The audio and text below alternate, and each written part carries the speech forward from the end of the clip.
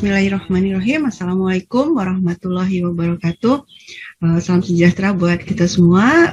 Kami akan melanjutkan diskusi lagi mengenai Rusia dan Ukraina. Ya, yang beberapa hari terakhir ini menghebohkan dunia, ya, media massa hampir semuanya mengangkat berita ini, yaitu terkait dengan tersebarnya video yang diklaim sebagai mayat atau jasad orang-orang Ukraina di Bucha, ya, dan disebut-sebut sebagai korban pembantaian tentara Rusia. Karena memang sebelumnya tentara Rusia menduduki kawasan itu, kawasan Bucha. Kawasan Bucha itu sekitar 90 mil gitu ya dari Kiev, dari ibu kota Kiev. Dan Rusia segera ya menolak tuduhan itu dan mengatakan bahwa loh, kami keluar dari Bucha tanggal 31 Maret gitu kan, sementara video itu muncul pada tanggal 4 April. Ya, dan kemudian di videonya juga ada beberapa kejanggalan juga. Mayat yang ada itu punya tanda putih, ya, ada diikat tali putih di lengannya. Ikatan kain warna putih itu adalah simbol dari orang-orang yang pro Rusia malahan. Ya, jadi kejanggalannya adalah kalau tentara Rusia yang membunuh, mengapa orang pro Rusia yang dibunuh gitu ya. Nah, saya akan memperlihatkan sebuah video evakuasi warga Mariupol. Jadi tentara Rusia membantu warga yang ada di sana untuk keluar dari zona perang, dan kita bisa lihat di video ini mereka itu banyak yang pakai ikatan putih di lengannya.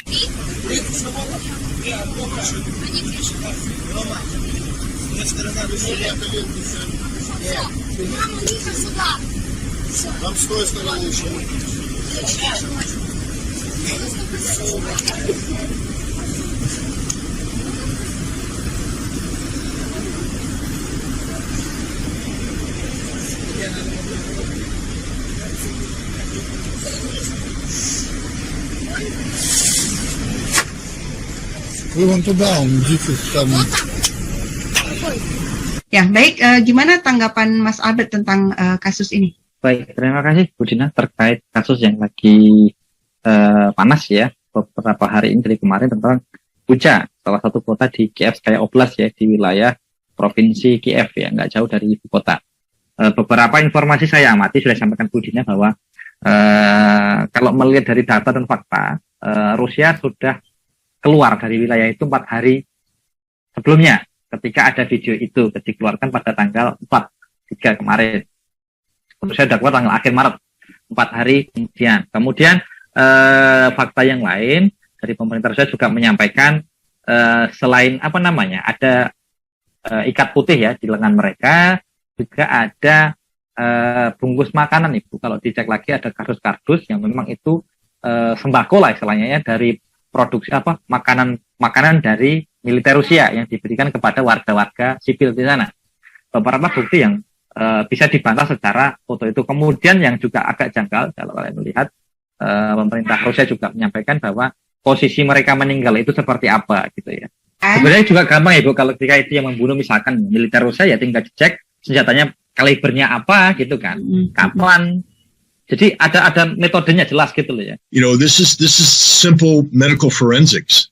When you have a dead body, you subject that body to a forensic investigation inclusive of an autopsy that should be able to show the time of death, the mechanism of death, and if the body had been moved to that location or if that's the place where they died. If the Ukrainians are making these allegations, one would hope that they would carry out these kinds of investigations, these forensic investigations, and provide that data to corroborate these allegations they made. The fact that Ukraine hasn't presented this data and instead went forward with a narrative based solely upon video evidence of unproven provenance, to me is a clear indication that what we're seeing may not be reflective of the actual truth on the ground.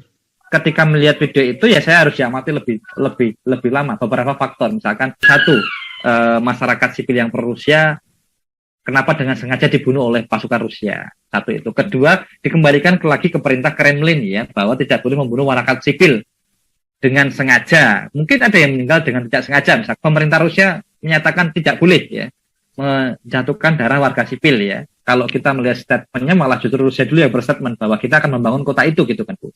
Kita akan restorasi lagi, membangun infrastruktur yang sudah hancur. Rumah dan fasilitas umum akan diperbaiki setelah ini selesai.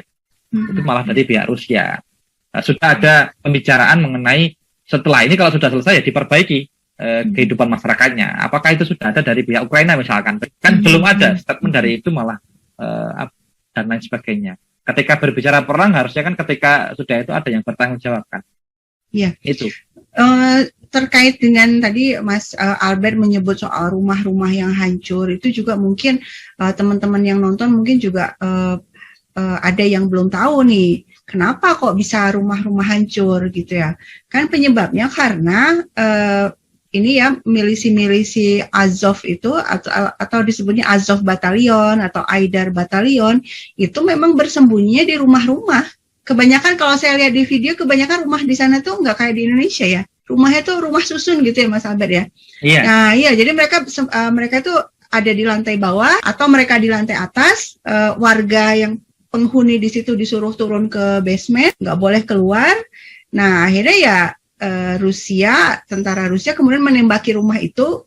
Tujuannya adalah menembaki Azov Batalion ini atau disebutnya juga ada yang menyebut juga tentara nasionalis sebutnya gitu. Tapi pokoknya pihak Ukraina aja gitu kan. Yang terjadi setelah batalion itu dikalahkan, warganya dievakuasi.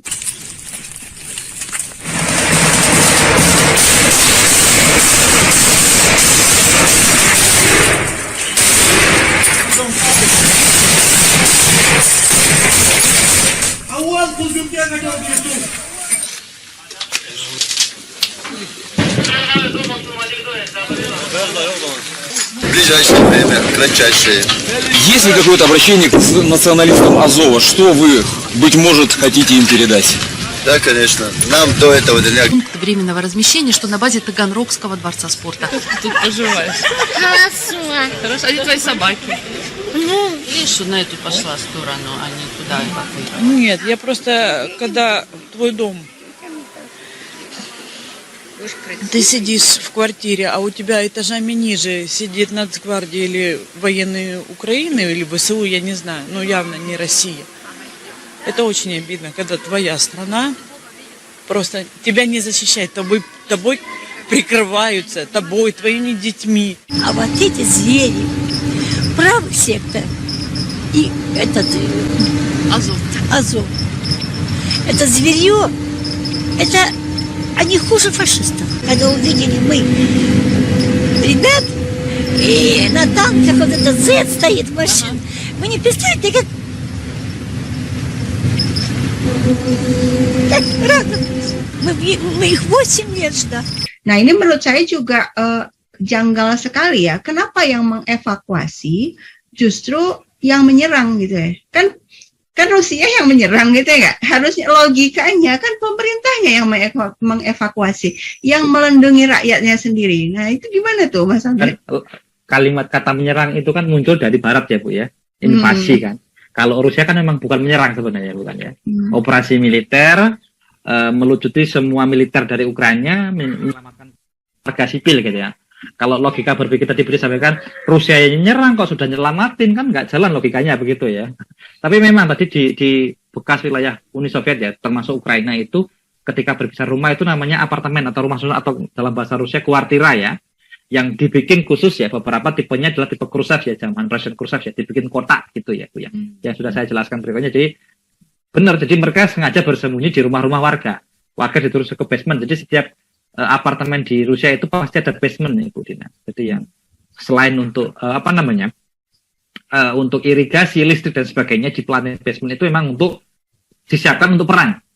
Ketika kejadian perang semua warga disuruh ke basement karena apa? Basement akan cenderung aman ketika ada gedung runtuh dan lain sebagainya gitu ya. Karena di bawah tanah.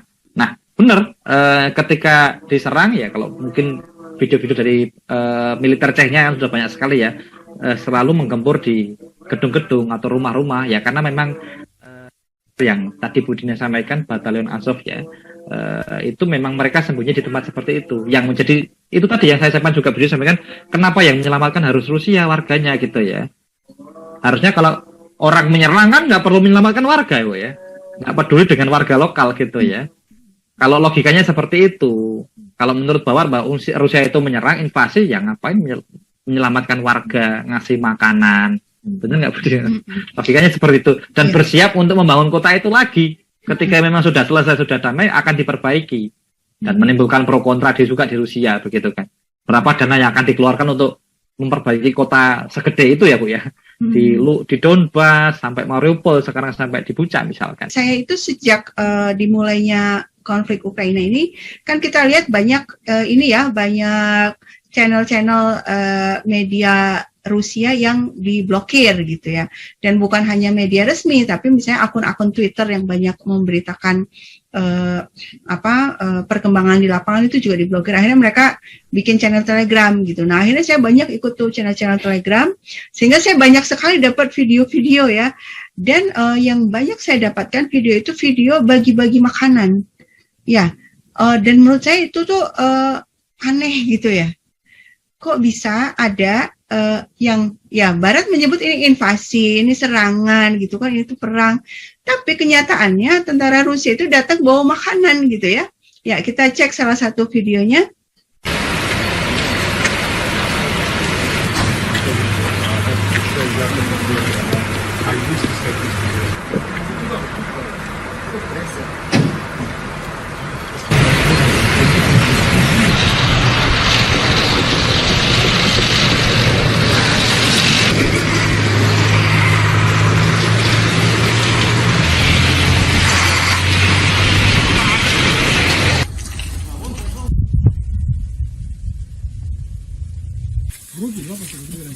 А соседки не за.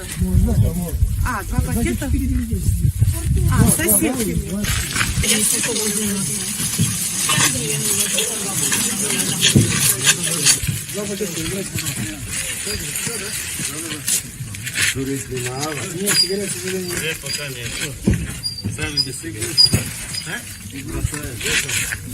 Давайте на руль повесим, вам удобнее будет.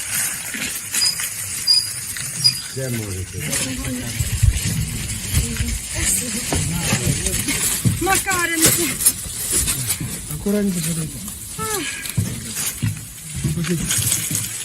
И кто там? Столярова. Я, наверное, больше не допру, попру. А вы еще долго будете стоять? Пока стоим. Mas Albert gimana nih tanggapannya? Kok malah bagi-bagi makanan ini ya gitu loh? Iya, jadi saya ketika Bu Dina barusan berpikir logikanya, saya jadi sadar ya.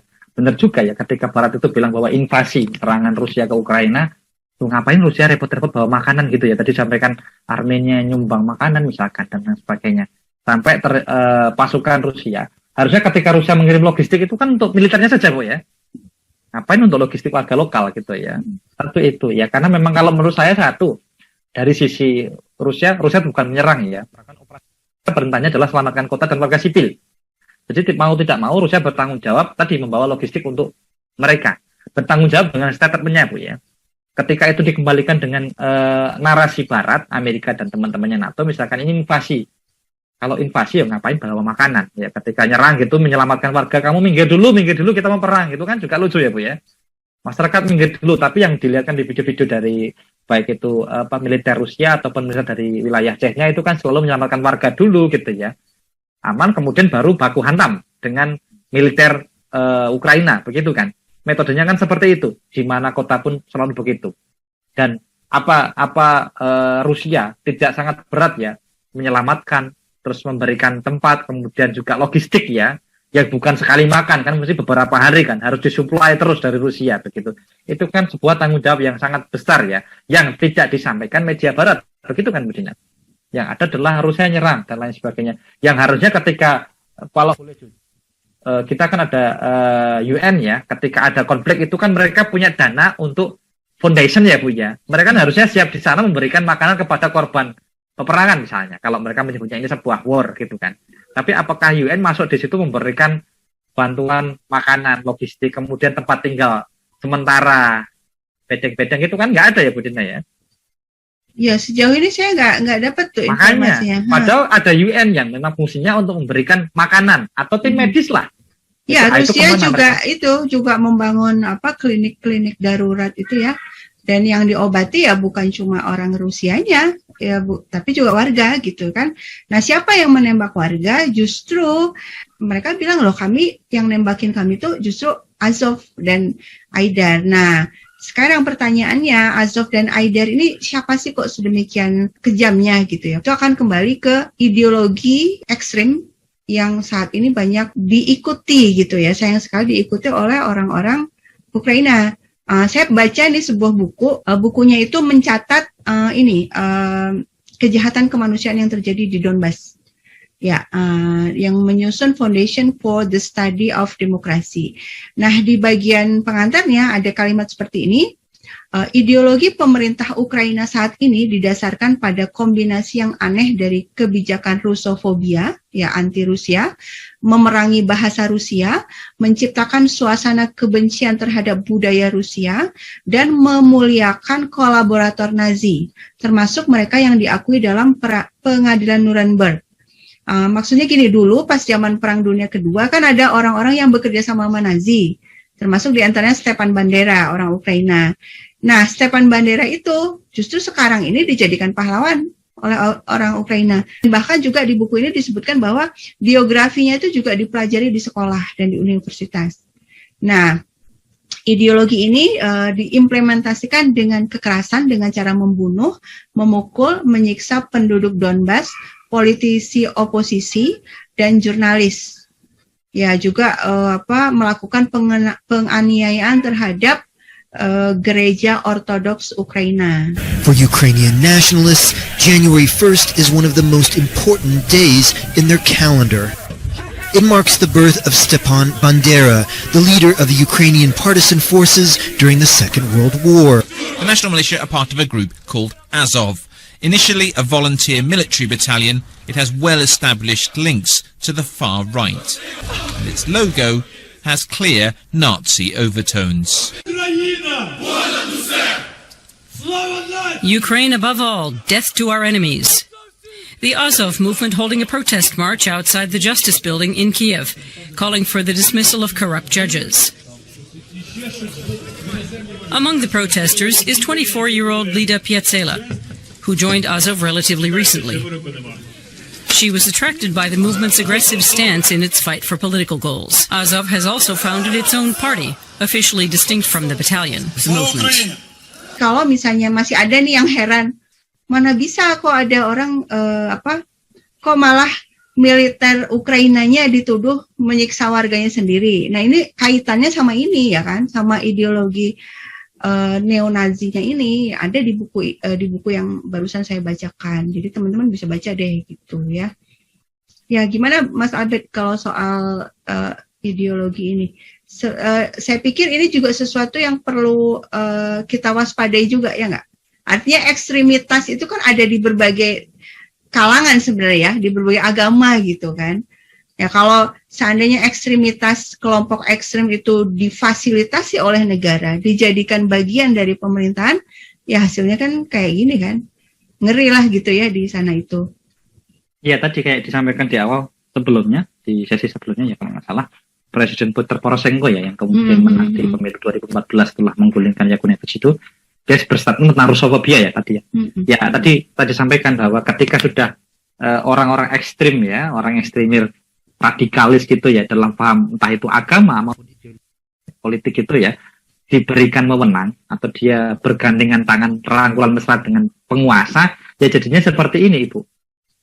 Saya tidak bilang ini agama apa aja, tapi apapun itu ketika sudah ekstremis dan radikalis lagi yang disampaikan berzina memukul, membunuh, bahkan untuk mengajarkan kebencian terhadap etnis lain, suku lain itu kan, dan dia dirangkul oleh pemerintah kan sudah sangat bahaya Ibu.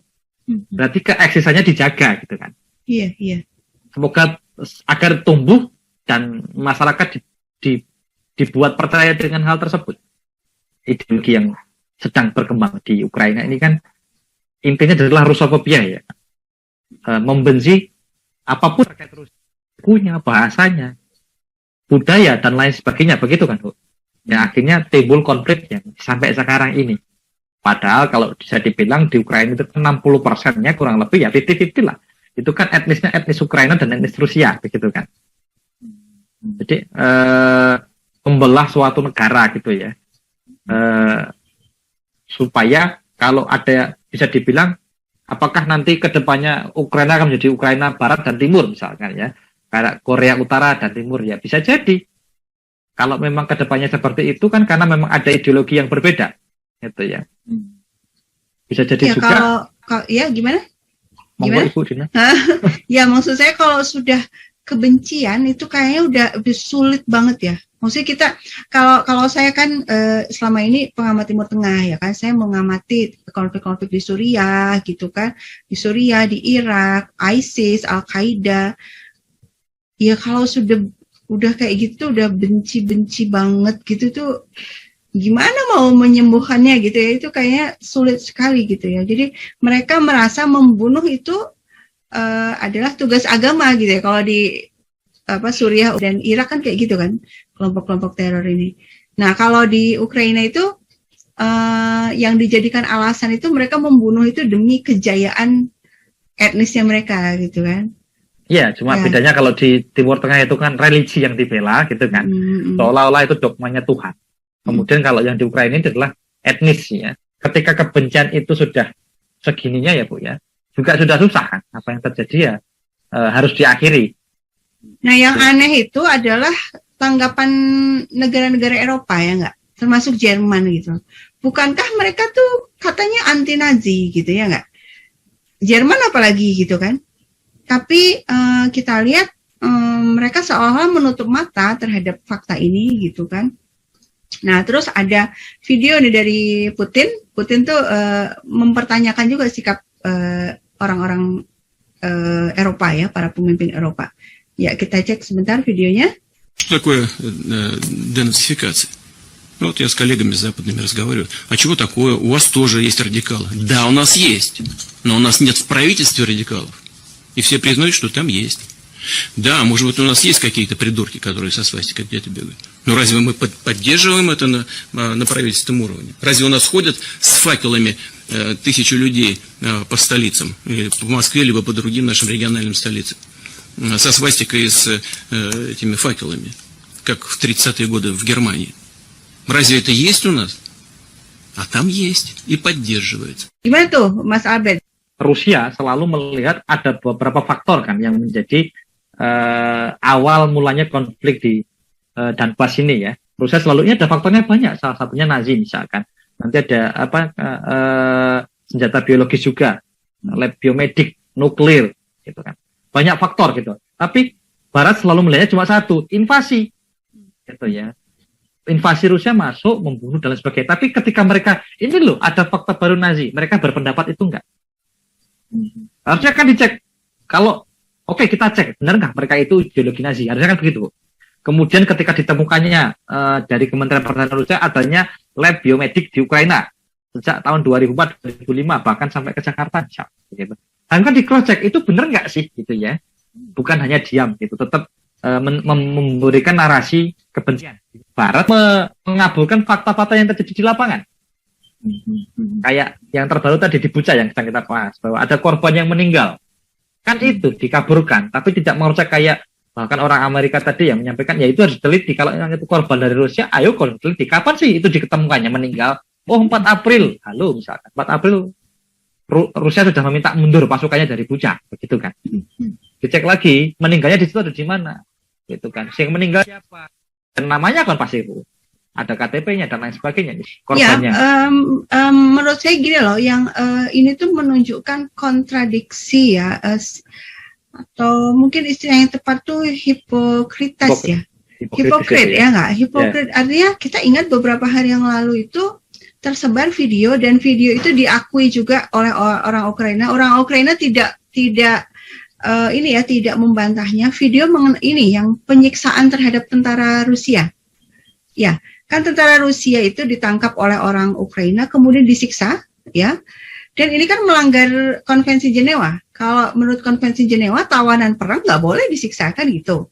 Tapi kan nggak ada suara dari para pemimpin Eropa itu nggak ada. Tidak ada yang Diam mengecam, gitu, Bu, ya? tidak ada yang mengecam Ukraina. Tapi untuk kasus Bucha ini, gitu kan, belum ada investigasi resmi dari PBB, tapi mereka udah mengeluarkan vonis dan kemudian malah berencana menambah sanksi dan lain-lain. Jadi menurut saya semakin terbuka ya Barat itu. Kita bisa sebut munafik ya. Untuk satu sisi seolah-olah menjadi pembela kemanusiaan gitu, tapi di sisi lain, di kasus yang lain diam saja ketika betul-betul terjadi kejahatan kemanusiaan. Dan menurut saya inilah yang terpenting ya buat kita orang Indonesia ya. Jadi gini, perang itu pasti menyakitkan gitu. Saya juga kalau ngelihat video-video tuh ya Allah sedih banget, maksudnya kehilangan rumah, harus keluar dari rumah, itu kan terbayang kalau kita gitu kan ya. Iya, kalau dari segi humanisme kayak gitu. Ya, tidak ada seorang pun yang betul. Ini terjadi peperangan gitu kan, nggak bisa kebayangkan kan. Iya. Jadi itu memang sangat menyedihkan. Kita aku itu gitu kan. Cuma kita juga perlu mengetahui ini gitu kan, akar masalahnya di mana, apa sih sebenarnya yang terjadi gitu. Dan kemudian ketika kita menggali terus akarnya, sebagaimana tadi kita udah panjang lebar ngobrol, kita akan semakin tahu tatanan dunia kan. Ya kan Mas Albert ya, bahwa ternyata Amerika itu tidak seperti yang mereka citrakan selama ini sebagai pendekar demokrasi kan enggak. Justru sekarang ini di Ukraina malah Amerika Serikat bukan mendorong perdamaian, malah mengirim senjata terus-terusan, kan memperpanjang konflik kan gitu kan. Dan kemudian pemimpin Eropa menyatakan akan mengirim senjata. History has taught us that sanctions do not end military conflicts. They do not bring peace. They make the people suffer, not the oligarchs, the people of Russia, the people of Europe. And they're not going to help save lives, because the more arms you pump into Ukraine, the more the war will be prolonged. Negara-negara besar ini di Asia, di Timur Tengah, kita juga di Indonesia, itu kan mereka juga melakukan tekanan-tekanan kan kita. Iya, kemarin saya sempat ada di diskusi di kampus ya juga, tanya terkait ini, Bu Dina, terkait kita mau beli minyak mentah dari Rusia gitu kan. Bener nggak ini Pak Abed terjadi nggak gitu kan? Saya jawab, satu bisa nggak terjadi karena memang ada tekanan. Jadi nanti ketika misalkan kita beli minyak mentah ke Rusia, akan ada tekanan apa dari Amerika, dilihat kita memang punya hubungan. Kita kan negara non gitu ya, konon ya. Tapi Amerika masih menguasai itu. Dan akhirnya beli juga kan, saya bilang bisa jadi beli karena memang di samping memang ada harga mentah yang murah kan kita butuh. Iya. Apalagi ketika Rusia itu kita beli kan nggak harus dengan uang cash gitu kan. Kita bisa menyuplai ke sana apa kebutuhannya. Ya kan? Bisa dengan kopi, gula, yang dibutuhkan di Rusia gitu loh. Jadi memang apa yang disampaikan mereka, tur demokrasinya ke negara-negara di negara berkembang yang konon diktator tadi ya, itu memang mulai terbukti bagi orang politikus ya, yang mulai terbuka bisa melihat gitu. Ya mungkin sebagai penutup beberapa pelajaran nih ya, lesson learned ya kalau saya gitu. Ya yang pertama ya kita tahu ya sekarang watak aslinya gitu ya Amerika Serikat dan Barat yang selama ini mengaku sebagai paling beradab gitu kan, paling berdemokrasi. Sekarang standar gandanya terlihat jelas ya bagaimana mereka diam bahkan mendukung penggulingan rezim di Suriah, terus kemudian juga menyerang Irak, Yaman dibombardir sejak 2015 diam gitu kan, tapi sekarang tiba-tiba menjadi seolah-olah terdepan gitu ya menegakkan demokrasi tanpa peduli apa ini ada apa di balik itu yang tadi sudah kita bahas panjang lebar.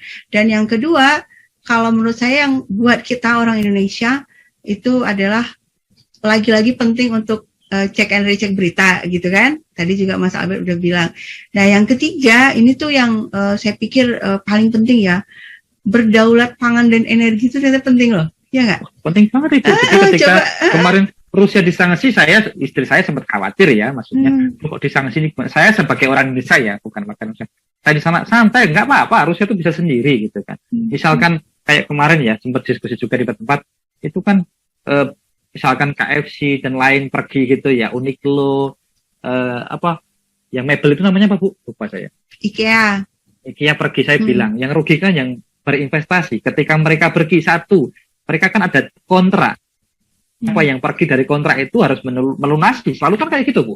Berarti yang bayar adalah orang-orang yang investasi ke Rusia, dan orang pengusaha Rusianya harusnya kan dapat duit, bener nggak Bu? mereka keluar dari kontrak. Akhirnya apa? 2 minggu semua buka lagi. Itu kan hanya momen sesaat mereka akan tarik. Yang rugi siapa? Kita lihat aja. 2 minggu akhirnya KFC buka, McD buka, IKEA pada buka lagi. Ya, Uniqlo pada buka lagi. Karena apa? Ya kalau mereka cabut, mereka harus bayar denda banyak pada Rusia gitu. Ketika nggak ada KFC, ya Rusia kan jadi negara sehat kan. Nggak ada Coca-Cola gitu. Menjadi negara sehat. Tapi faktanya ya mereka membuka lagi. Rubel naik lagi sekarang udah mau ke posisi semula gitu loh. Apalagi dari yang disampaikan tadi berdaulat pangan dan energi.